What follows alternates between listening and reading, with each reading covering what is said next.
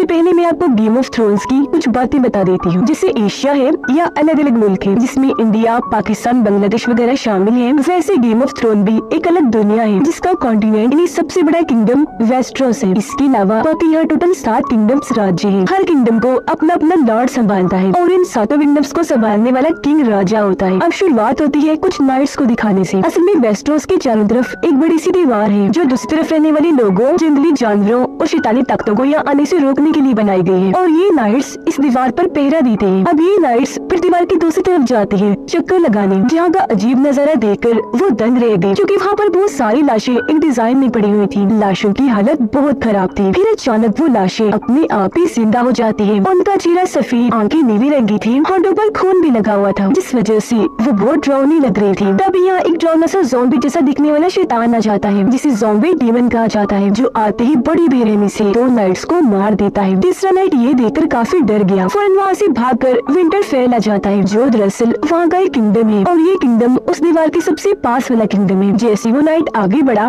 यहाँ के सोल्जर्स उसे पकड़ लेते हैं, जिसके बाद यहाँ आई नाइट स्टार जो इस किंगडम विंटरफेल के लॉर्ड है, यानी यहाँ की हिफाजत करते हैं, यहाँ के हेड है। नाइट स्टार अपनी तलवार से उस नाइट का गला काट देते हैं क्योंकि नाइट्स के कुछ असूल थे जिससे वो शादी नहीं करेगा, हमेशा नाइट बनकर जिंदगी गुजारेगा और जहाँ रहता है वही रहेगा, कभी वहाँ से भागेगा नहीं। और क्योंकि यहाँ नाइट स्टार को लग रहा था कि वो बगावत कर रहा है, भागा है, इसलिए उन्होंने इस नाइट को मार दिया। अब नाइट स्टार अपने बच्चों के साथ जब वहाँ से जा रहे थे तो रास्ते में उन्हें वुल्फिनी बेड़े के 6 बच्चे मिलते हैं जिनके माँ बाप वुल्फ को किसी ने मार दिया था। अब नाइट स्टार के खानदान का निशान एक वुल्फ का ही था, इसीलिए वो 6 के 6 वुल्फ के बच्चे अपने बच्चों को दे देते हैं। यहाँ उनके अपने 5 ही बच्चे थे। 2 बच्चे जो जवान थे वो उनके सुतेले बेटे थे जिनमें से एक का नाम जॉन था। अब हमें इन 7 किंगडम का कैपिटल इन्हीं सबसे बड़ा शहर दिखाया जाता है जहाँ किंग भी रहता है। यहाँ किंग की वाइफ अपने भाई जेमी से बात कर रही थी कि किंग का जो राइट हैंड था, इन्हीं किंग का खास आदमी, अचानक किसी वजह से उनकी मौत हो गई है। उधर विंटरफेल में नाइट स्टार की वाइफ उनके पास एक खत लेकर आती है जिसमें लिखा था कि किंग नाइट स्टार के किंगडम आ रहे हैं। हमें एक जगह दिखाई गई जहाँ 2 खास नस्ल के बच्चे रह रहे थे। खास नस्ल इसलिए क्योंकि उनकी कुछ खूबियाँ थी, कुछ ताकतें थी उनके पास, जिनके बाल गोल्डन रंग के थे। दोनों बच्चे जवान थे, बहन भाई थे। इनमें लड़की का नाम डेनेरियस था। इन दोनों के डैड ने काफी सालों तक इन सालों किंगडम्स पर राज किया था, लेकिन फिर कुछ सालों पहले नाइट स्टार और अब जो किंग है उन्होंने मिलकर एक साजिश की। उन्होंने जेमी जो किंग की वाइफ का भाई भी है उसे अपने साथ शामिल कर लिया,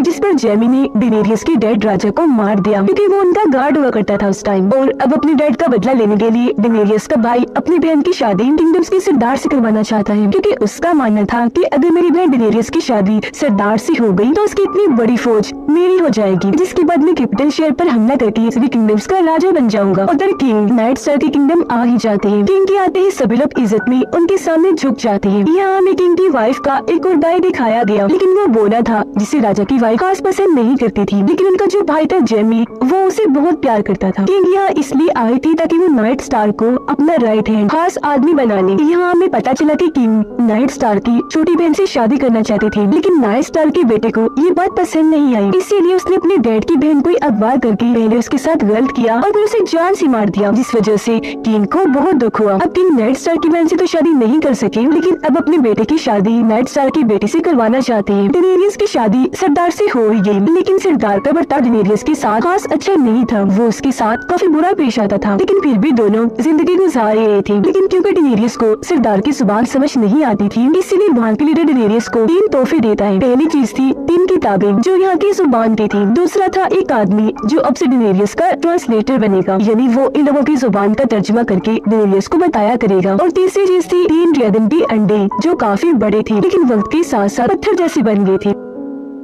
नाइट स्टार का छोटा बेटा एक खाली पड़े टावर पर चढ़ रहा था, जहाँ वो जेमी और उसकी बहन यानी किंग की वाइफ को एक साथ बड़ी अजीब हालत में देख लेता है। अब बच्चा किसी को जाकर बता न दे, इसलिए जेमी उसे मारने के लिए टावर से नीचे फेंक देता है। डेनेरियस अपने हस्बैंड सरदार की जुबान सीख रही थी, साथ ही साथ उसकी अपने हस्बैंड से ताल्लुक भी अच्छी हो गई थी। नाइट स्टार का बेटा टावर पर से गिरने की वजह से मरता तो नहीं, लेकिन कोमा में चला जाता है। लेकिन फिर भी नाइट स्टार अपनी दोनों बेटियों को लेकर कैपिटल शहर जा रही थी, जबकि उनका सुतेला बेटा जॉन नाइट बनने के लिए उस बड़ी सी दीवार के पास जा रहा था। अब बोने से किंग का बेटा बदतमीजी करने लगा, जिस वजह से बोने ने उसे 3 थप्पड़ लगा दिए। पास खड़ा हुआ एक आदमी जो दरअसल नाइट स्टार का सोल्जर था, वो सब देख रहा था और इसका चेहरा जला हुआ था। अब नाइट स्टार की वाइफ से मिलने मिनिस्टर आते हैं। गेम ऑफ थ्रोन में मिनिस्टर काफी पढ़े लिखे इंसान को कहा जाता है, जो डॉक्टर, साइंटिस्ट सभी का काम करते हैं, और वो इनकी फैमिली के खास मिनिस्टर थे। उनके जाने के बाद जॉन यहाँ आता है, क्योंकि वो भी जाने वाला था। वो यहाँ अपने सौतेले भाई जो कोमा में जा चुका था उससे मिलने आया था। यहाँ हम साफ साफ देख पाते हैं कि नाइट स्टार की वाइफ उसे खास पसंद नहीं करती थी, लेकिन जॉन अपने बहन भाइयों से प्यार करता था, बेशक वो सौतेले ही क्यों न थे। जिसके बाद में वो अपनी छोटी बहन के पास जाकर उसे छोटी सी तलवार गिफ्ट करता है, क्योंकि वो आम बच्चों जैसी नहीं थी बल्कि खास थी। उसे भी वॉरियर बनना था, बचपन से ही वो बहादुर थी। जिसके बाद जॉन नाइट बनने अपने रास्ते पर और नाइट स्टार अपने रास्ते पर निकलने लगते हैं। जाते जाते जॉन उनसे अपनी मॉम के बारे में पूछता है कि मेरी असल मॉम कहाँ है और वो कौन थी। नाइट स्टार कहते हैं कि जब तुम सफर से लौटोगे तो मैं तुम्हें तुम्हारी माँ के बारे में बता दूंगा। नाइट स्टार और किंग जब एक जगह बैठे थे तो तभी किंग को एक खत मिला, जिस पर लिखा था कि डेनेरियस और सरदार की शादी हो गई है। जो सुनकर किंग को इतना गुस्सा आया कि वो डेनेरियस को मारने के लिए कहता है, पर नाइट स्टार उनकी इस बात से सहमत नहीं होते और मना कर देते हैं। सफर में जॉन के साथ बोना भी जा रहा था, क्योंकि वो दीवार के पास जा रहे थे, इसलिए वो भी दीवार को करीब से देखना चाहता था। यहाँ कुछ क्रिमिनल्स इन मुजरिम भी साथ जा रहे थे, जो कि वो नाइट बन के साथ जाने वाले थे। अब किंग का बेटा और नाइट स्टार की बेटी आपस में बातें कर रही थी,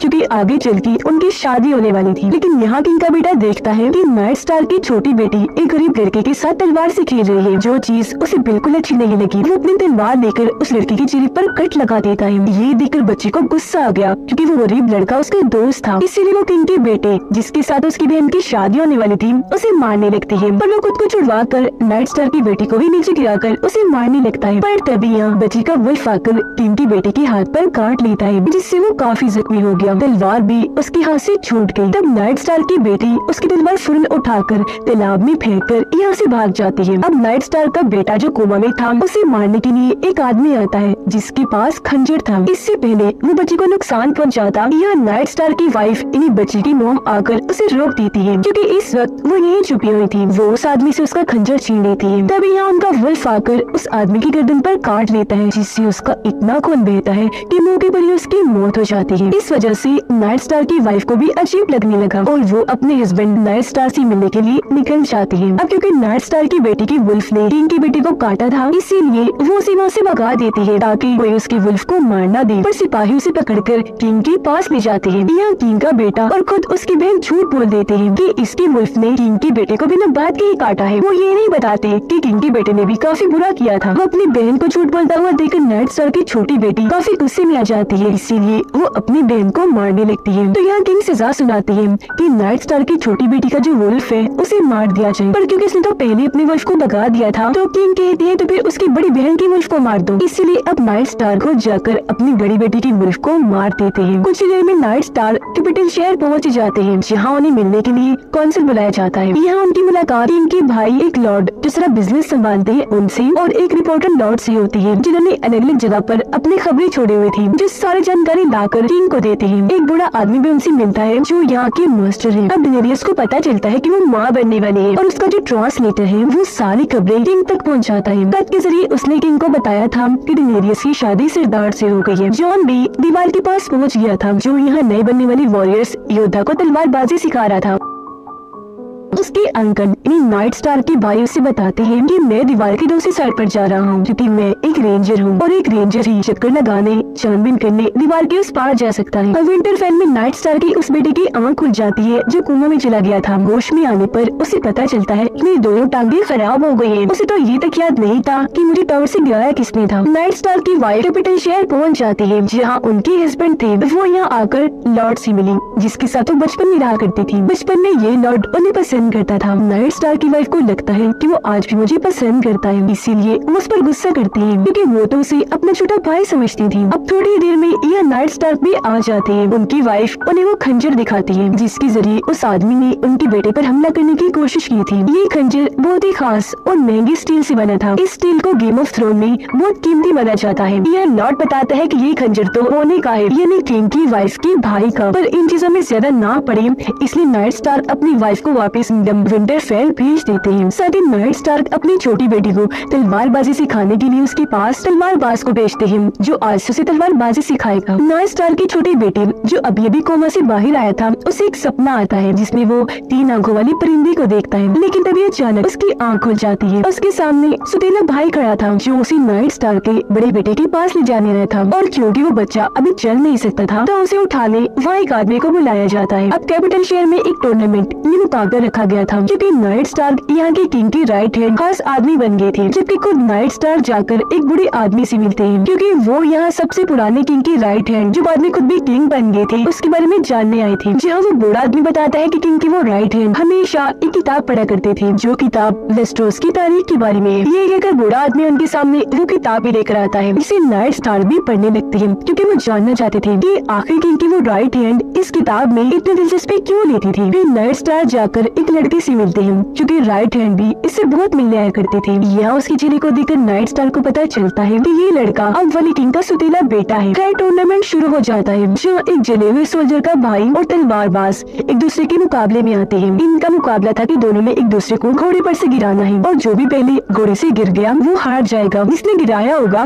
वो जीत जाएगा। अब यह जले हुए सोल्जर का भाई बहुत खतरनाक था, क्योंकि अपने भाई का चेहरा इसने ही जलाया था। जैसे उनका मुकाबला शुरू हुआ, सोल्जर का भाई तलवारबाज की सीधा गर्दन पर रॉड देकर मारता है, जिससे वो इतना जख्मी हो गया कि फौरन नीचे गिर जाता है, तेजी से उसका खून बहने लगा। इस वजह से तलवारबाज की वहीं मौत हो जाती है। नाइट स्टार्क की वाइफ जब विंटरफेल जाने के लिए निकलने लगी तो वहाँ उन्हें बोला दिख जाता है, इसीलिए वो अपने सिपाहियों को कहकर उसे पकड़वा लेती है। अब टूर्नामेंट में अगला मुकाबला एक प्रिंस, राजकुमार और जले हुए सोल्जर के भाई के बीच में था। जैसे मुकाबला शुरू हुआ, तलवार मारकर प्रिंस उसे बड़ी आसानी से नीचे गिरा देता है। अब क्योंकि सोल्जर का भाई हार गया था, इस वजह से उसे इतना गुस्सा आया कि वो फौरन खड़ा होकर प्रिंस को मारने लगा। अपने भाई की इस हरकत पर जले हुए सोल्जर को बहुत गुस्सा आया। वो जल्दी से मैदान में आकर अपने भाई को रोकता है, उसे लड़ने लगा। ये चीज देखकर किंग को बहुत गुस्सा आया। वो फौरन उठ खड़े हुए चिल्लाकर उन्हें लड़ाई बंद करने को कहते हैं। तब सोल्जर का भाई गुस्सा होकर वहाँ से चला जाता है। नाइट स्टार्क जब रिपोर्टर लॉर्ड से बात करते हैं तो यहाँ उन्हें बहुत बड़ी जानकारी मिलती है। रिपोर्टर लॉर्ड बताते हैं कि सबसे पहले किंग की राइट हैंड जिसके बारे में अब जानकारी इकट्ठा कर रहे हैं, उनकी मौत कुदरती तौर पर नहीं हुई थी, बल्कि उन्हें जहर देकर मारा गया था। नाइट स्टार्क की बेटी बिन्नी का पीछा करते करते एक काफी बड़ी केव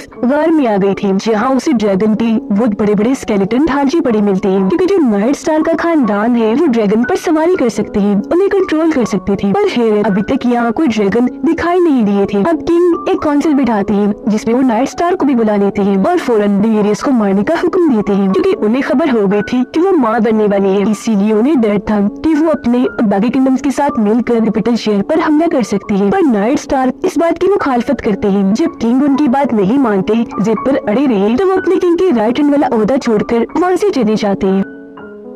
वो सामान पैक करके निकलने ही वाले थे, तभी उनके पास लॉर्ड आता है जो उन्हें एक औरत से मिलवाता है, जिससे मरने से पहले किंग के राइट हैंड भी मिले थे, और ये औरत अब वाले किंग के सुतेले बेटे की माँ थी। इस चीज से नाइट स्टार्क ये पता लगाना चाहते थे कि आखिर किंग की वो राइट हैंड अब वाले किंग के सुतेले बेटे में इतनी दिलचस्पी क्यों दिखा रही थी। कैपिटल शहर में जेमी नाइट स्टार्क को अपने सोल्जर की मदद से घेर लेता है, क्योंकि वो जान चुका था कि मेरे बोने भाई को नाइट स्टार्क की वाइफ ने अगवा कर लिया है। अब जैसे नाइट स्टार्क के सिपाही आगे बढ़े, जेमी उनसे लड़ने लगता है। जो भी आगे आ रहा था वो तलवारों से सबको मारता जा रहा था, किसी के सीने में तलवार घुसाकर तो किसी की आंखों में, और ऐसे ही उसने नाइट स्टार्क के सभी सोल्जर्स को मार दिया और खुद नाइट स्टार्क से लड़ने लगा। यहाँ उनके बीच काफी देर तक तलवारबाजी चलती रही, लेकिन तभी पीछे से जेमी का सिपाही आकर नाइट स्टार्क की टांग में तलवार घुसा देता है, जिससे वो इतना जख्मी हो गए कि फौरन वही बेहोश हो जाते हैं। जब उनकी आंख खुली तो वो अपने सामने किंग और उनकी वाइफ को पाते हैं। यहाँ उनकी वाइफ नाइट स्टार्क के बारे में कुछ उल्टा सीधा बोल देती है, जिस बात से गुस्सा हुआ किंग उन्हें थप्पड़ मार देते हैं और नाइट स्टार्क को दोबारा यहाँ का राइट हैंड बना देते हैं। डेनेरियस ड्रैगन के अंडे को आग में रख देती है, फिर जैसे उसे उठाने लगी वहाँ उसकी सर्वेंट आकर खुद अंडा पकड़ लेती है ताकि उसके हाथ न जल जाए, पर हैरत या उसकी सर्वेंट के दोनों हाथ जल जाते हैं, जबकि डेनेरियस को कुछ नहीं होता। जंगल में नाइट स्टार्क के दोनों बेटे और सुतीला बेटा घोड़े पर सवारी कर रही थी, जिसमें छोटा बेटा जो कोमा से बाहर आया था वो इनसे अलग हो जाता है। यहाँ तभी कुछ अजीब लोग आकर उसे पकड़ लेते हैं। ये लोग जंगली थे जो दीवार के उस पार से आए थे। इससे पहले वो बच्चे को पकड़ते या उसके दोनों भाई आकर तीर मारकर जंगली आदमी को तो मार गिराते हैं, लेकिन जंगली लड़की को पकड़कर उसे बंदी बना लेते हैं। उधर बोले को जब सबके सामने पेश किया गया तो वो कहता है कि मेरी तरफ से एक आदमी आपके सिपाही से लड़ेगा, अगर तुम्हें जीत गया तो आपको मुझे छोड़ना होगा। इस बात पर सब मान तो गए, पर वो बोला था लड़ेगा कैसे? सब यही सोच रहे थे और हंस रहे थे। जहाँ तभी सामने एक सोल्जर आया जो बोले की तरफ से लड़ने का फैसला करता है। किंग जब शिकार पर थी तो शराब पीने की वजह से उन्हें बहुत नशा चढ़ा हुआ था और उनकी तबीयत खराब भी हो रही थी, लेकिन उनका जो साथी था वो अब भी मुसलसल किंग को शराब पिलाई जा रहा था। जो सोल्जर बोले की साइड से लड़ रहा था वो दूसरे सोल्जर को अच्छा मजा चखाता है। वो काफी मारने के बाद उसकी गर्दन में तलवार घुसा देता है, जिससे उसका खून बहुत तेजी से बहने लगता है। जिसके बाद बोले का सोल्जर उठाकर दूसरे सोल्जर को खाई में फेंक देता है। अब क्योंकि वो जीत गया था इसलिए नाइट स्टार की वाइफ को और उनकी बहन को बोले को छोड़ना ही पड़ता है। नाइट स्टार कुछ किताबें पढ़ रही थी जिनसे वो एक बात सोचने लगती है कि इस वक्त के जो किंग है उनके खानदान में किसी के भी बाल गोल्डन नहीं होते। खुद किंग की भी नहीं है, उनके काले हैं, लेकिन उनके तीनों बच्चों के बाल गोल्डन है जैसे जेमी के हैं। उधर डिनेरियस का भाई डिनेरियस और उसके हस्बैंड को तलवार दिखाकर डरा रहा था क्योंकि वो चाहता था कि वो दोनों उसे सोने का ताज पहनाएं। इस वजह से डिनेरियस के हस्बैंड को गुस्सा आ गया और वो सोने को पिघलाकर उसे डिनेरियस के भाई के सर पर डाल देता है, जिससे उसका सर पिघलने लगा। उसे इतनी तकलीफ हुई कि मोटी परी तड़प तड़प कर उसकी मौत हो गई। अब हमें जेमी किंग की वाइफ और बोले के डैड दिखाए जाते हैं जो जेमी के पास आकर उसे अपने बहुत सारे सिपाही देता है और उसे अपने भाई बोले को बचाने के लिए भेज देता है। कैपिटल शहर में नाइट स्टार किंग की वाइफ से कहते हैं कि मुझे तुम्हारे और तुम्हारे भाई जेमी के बीच की ताल्लुकात का पता चल गया है और जब किंग वापस आएंगे तो मैं इस गलत ताल्लुक का उन्हें बता दूंगा। हमें किंग दिखाएंगे जो बीमार हालत में बिस्तर पर पड़े थे क्योंकि जब वो शिकार पर गई थी तो वहाँ काफी जख्मी हो गए थे शराब पीने की वजह से। उनकी हालत बिगड़ती जा रही थी, इसीलिए वो अपने पास नाइट स्टार को बुलाते हैं और उनसे एक खत लिखवाते हैं जिसमें वो नाइट स्टार को पूरी जगह का प्रोटेक्टर इन हिफाजत करने वाला बनाते हैं, जिसका मतलब कि जब किंग मर जाएंगे तो नाइट स्टार पूरे किंगडम की हुकूमत को संभालेंगे। फिर जब किंग का बेटा बड़ा हो जाएगा तो थ्रोन यानी तखराज गद्दी उसे मिल जाएगी, मतलब अगला किंग उसे बना दिया जाएगा। पर नाइट स्टार किंग के बेटे की जगह थ्रोन की असली हकदार का लिखता है। वो ये नहीं लिखते कि राजगद्दी उसे मिले, बल्कि वो ये लिखते हैं कि जो इसके काबिल होगा, जो इसका हकदार होगा, वो ही किंग बनेगा।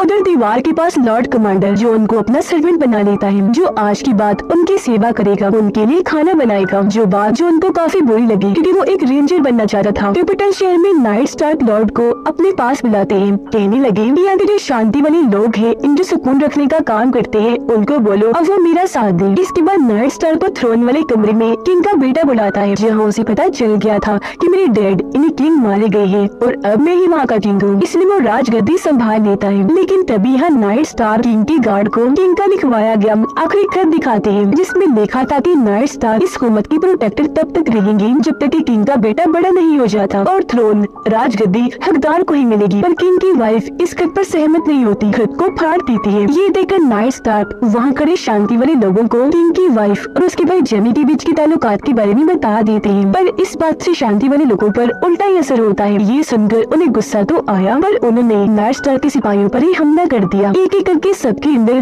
तलवारें घुसाकर उन्हें मार दिया। जंग का एक माहौल बन गया था वहाँ। साथ ही लॉर्ड जो पहले वफादार था वो नाइट स्टार के साथ गद्दारी करके उनकी गर्दन पर तलवार रख देता है। बाहर भी जंग का माहौल था क्योंकि जेमी के गार्ड्स नाइट स्टार के गार्ड्स पर हमला करके उन पर भारी पड़ रहे थे। कुछ गार्ड नाइट स्टार की छोटी बेटी को भी पकड़ लेते हैं, लेकिन उसके तलवारबाज बच्ची को वहाँ से भगा देता है। अब दीवार की दूसरी तरफ से दो लाशें आती है, जो लाशें उन नाइट्स की थी जो दीवार की दूसरी तरफ गए थे नाइट स्टार के भाई के साथ। अब तक उनके भाई का भी कोई अता पता नहीं था क्योंकि उनका भी खाली घोड़ा ही वापस आया था। अब लॉर्ड कमांडर जॉन को बताते हैं कि तुम्हारे सुतेरे डैड नाइट स्टार को कैपिटल शहर में गद्दार कहकर पकड़ लिया गया है। ये सुनकर जॉन को गुस्सा आ गया। अपने डैड को बचाने के लिए वो कैपिटल शहर में जाने की बात करता है, जिस पर लॉर्ड कमांडर उसे नाइट के वादे याद करवाते हैं, जिसके मुताबिक एक नाइट की कोई फैमिली नहीं होती और उन्हें कोई फर्क नहीं पड़ना चाहिए कि सातों किंगडम्स में क्या हो रहा है। अब दीवार के पास एक लाश अचानक जिंदा हो जाती है जो बहुत भयानक बन गई थी और वो लॉर्ड कमांडर पर हमला कर देती है। पर तभी यहाँ जॉन आ जाता है लॉर्ड कमांडर को बचाने के लिए। वो तलवार से लाश का हाथ काट देता है, जो हाथ कटकर नीचे गिर जाता है। फिर वो लाश के पेट में तलवार घुसा देता है, पर लाश को कुछ नहीं होता, इसलिए जॉन उसकी तरफ लालटेन फेंककर आग लगा देता है। लाश जल गई। इस मौके का फायदा उठाकर जॉन लॉर्ड कमांडर को लेकर वहाँ से भाग जाता है। उधर सरदार के बहुत सारे लोग उस पर गुस्सा करने लगे क्योंकि वो डिनेरियस की वो सारी बातें मानने लगा था। लोग बगावत पर उतर गए थे। एक लड़का तो तलवार से डिनेरियस के हस्बैंड पर हमला कर देता है, जिससे उसके सीने पर कट लग जाता है। उसका खून निकलने लगा था। इस बात से उसे इतना गुस्सा आया कि उसने लड़की को गर्दन से पकड़कर उसके गले की हड्डियां तोड़ दी, जिससे वो वहीं मारा गया। मोना अपने साथियों के साथ अपने डैड के पास पहुंचा, जहां उसके डैड नाइट स्टार के बेटे के साथ लड़ाई की तैयारियां कर रहे थे और वो अपने बेटे बोनी और उसके साथियों को भी अपने साथ लड़ाई में शामिल कर लेते हैं। किंग का बेटा एक सीनियर सिपाही को बूढ़ा बोलकर उन्हें वहाँ से रिटायर्ड कर देता है कि अब से तुम हमारे लिए काम नहीं करोगे। जिस बात से सिपाही को इतना गुस्सा आया कि वो खुद ही अपना ओहदा छोड़कर वहाँ से चला गया, जिसके बाद किंग का बेटा उनकी जगह जेमी को दे देता है। अब नाइट स्टार की बड़ी बेटी किंग के बेटे के सामने आकर बैठकर उसे माफी मांगती है ताकि वो उसके डैड नाइट स्टार को छोड़ दे। इस पर किंग का बेटा कहता है कि मैं वादा करता हूँ कि मैं तुम्हारे डैड नाइट स्टार और तुम्हें छोड़ दूंगा, लेकिन तब जब तुम्हारे डैड सबके सामने खड़े होकर इस बात को कबूल करे कि वो गद्दार है। नाइट स्टार के बड़े बेटे के पास उसकी मौत भी आ गई थी, क्योंकि वो लोग जंग लड़ने को तैयार थे। उन्होंने अपनी पूरी टीम भी बना ली थी, जिन्हें लेकर वो पुल के ऊपर पहुंचते हैं। अब पुल पार करने के लिए उन्हें यहाँ के लीडर की इजाजत की जरूरत थी, और जब नाइट स्टार की वाइफ इजाजत लेने जाती है तो लीडर का कहना था कि मैं तुम्हें पुल पार करने की इजाजत तभी दूंगा जब तुम्हारा बेटा मेरी बेटी से शादी करेगा और तुम्हारी छोटी बेटी को भी बड़ी होकर हमारे लड़के से शादी करनी होगी, जिसके लिए वो मान गई। तब लीडर भी पुल पार करने की इजाजत दे देता है। लॉर्ड कमांडर की जो ने क्योंकि जान बचाई थी, इस वजह से वो उससे बहुत खुश थी और उसे अपनी खानदानी सबसे पुरानी खास लोहे की तलवार देती है इनाम के तौर पर। डेनेरियस के हस्बैंड की छाती पर जहाँ तलवार लगी थी, उस वजह से वो इतना जख्मी था कि उसकी हालत खराब हो रही थी। वो इतना कमजोर हो गया कि अपने घोड़े से ही नीचे गिर जाता है, जो देखकर उसके लोग उल्टी उल्टी बातें बनाकर गद्दारी करने का सोचते हैं, क्योंकि ये लोग उसे अपना सरदार मानते हैं जो ताकतवर हो, लगे कमजोर। ये देखकर डेनेरियस वहाँ की एक औरत से मिलती है जो जादूगरनी थी, क्योंकि जादू वगैरह जानती थी। उसी डेनेरियस अपने हस्बैंड को बिल्कुल ठीक करने का कहती है। जादूगरनी कहती है कि मैं तुम्हारे हस्बैंड को ठीक तो कर दूंगी, पर इसके बदले में तुम्हें एक जान देनी पड़ेगी, वरना ये मर जाएगा। जिसके बाद वो सरदार के घोड़े को वहाँ बुलाकर अपने हाथों से ही उसे मार देती है। अगले दिन जेमी के डैड के कैंप पर हमला हो गया। उन्होंने दूसरी फौज का काफी बहादुरी से सामना करके इस जंग को जीत लिया, पर उन्हें पता चला कि तो नाइट स्टार के बड़े बेटे की चाल थी। उसने सिर्फ 2000 सिपाही यहाँ भेजे थे हमले करने के लिए, ताकि उनका ध्यान भटके और खुद वो जाकर जेमी को पकड़ ले। होता भी बिल्कुल ऐसा ही। नाइट स्टार का बेटा जेमी के सिपाही को बड़ी आसानी से हराकर आखिर में जेमी को भी पकड़ लेता है, उसे जख्मी करके बंदी बना लेता है। कैपिटल शहर में नाइट स्टार अपनी बेटियों को बचाने के लिए किंग की बेटी की बात पर राजी हो जाते हैं और सबके सामने आकर खुद को गद्दार मान ही लेते हैं। पर किंग का बेटा जो बहुत बेईमान था, वो वादा खिलाफी कर देता है, अभी भी उन्हें माफ नहीं करता, बल्कि अपने सिपाही को कहकर उनका सर कलम करवा देता है, इसलिए कि वो गद्दार है, और इस तरह उनकी मौत हो जाती है। भीड़ में खड़ी ये सब कुछ नाइट स्टार की बेटी भी देख लेती है। उसे बहुत दुख हुआ, पर तभी उसके अंकल उसे भीड़ में से साइड में ले जाकर उसके बाल काट देते हैं, ताकि कोई उसे पहचान न सके और उसकी जान बच जाए। नाइट स्टार की बेटी और उसकी वाइफ को भी पता चल गया था कि किंग की बेटे ने उन्हें मरवा दिया है, जिस बात से दोनों को काफी दुख हुआ। उसका बेटा तो गुस्से में और दुख में जैसे पागल हो गया था। अब नॉर्थ के सारे सिपाही नॉर्थन एरिया को बाकी किंगडम से अलग कर देते हैं, और अब यहाँ का नया किंग वो नाइट स्टार के बेटे को बना देते हैं, और डेनेरियस का बच्चा मरा हुआ पैदा होता है, क्योंकि ये सब कुछ उस जादूगरनी ने किया था, जिस वजह से उसका बच्चा मरा हुआ पैदा हुआ, लेकिन उसके हस्बैंड की जान बच गई। डेनेरियस जब अपने हस्बैंड के पास जाती है तो उसकी सिर्फ आंखें खुली थी, न वो बोल सकता था